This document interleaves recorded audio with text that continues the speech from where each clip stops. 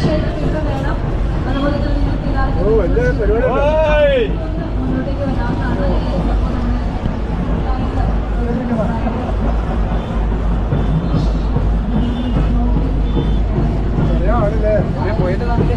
എവിടെ ഇല്ല കോഴിക്കോട് രണ്ട് വർത്താനം പറയാം.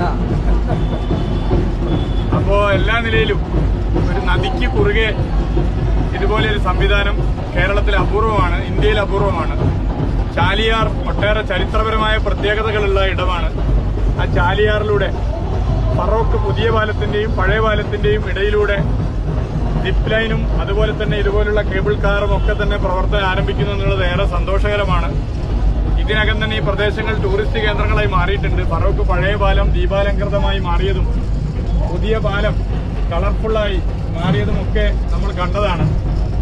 ആ ഘട്ടത്തിൽ ചാമ്പ്യൻസ് സ്പോർട്സ് ലീഗ് വള്ളംകളിയും ബേപ്പൂർ ഇന്റർനാഷണൽ വാട്ടർ ഫെസ്റ്റും ഒക്കെ നടക്കുന്ന ഈ വേദിയിൽ പുതിയ പുതിയ ഐറ്റംസ് വരികയാണ്.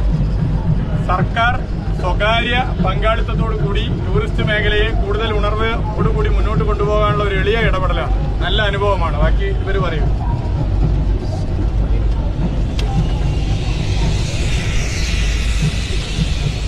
അടുത്ത സിപ്പ് ലൈനാവും.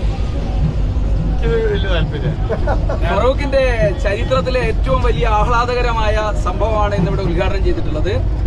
ബേപ്പൂർ തുറമുഖം, ടിപ്പുവിന്റെ കോട്ട, ചാലിയാർ, അങ്ങനെ തുടങ്ങി വളരെ ചരിത്ര പ്രസിദ്ധമായിട്ടുള്ള മേഖലകളെല്ലാം ചേർന്ന പ്രകൃതി രമണീയമായ പ്രദേശമാണിത്.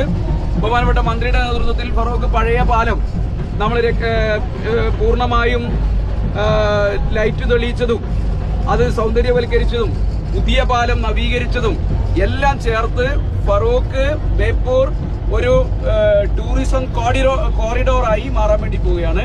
വളരെ സന്തോഷകരമായ അനുഭവമാണ്. ഈ ദിവസം ഫറോക്കിലുള്ള ജനങ്ങളാകെ സന്തോഷത്തോടു കൂടി പങ്കെടുത്തു.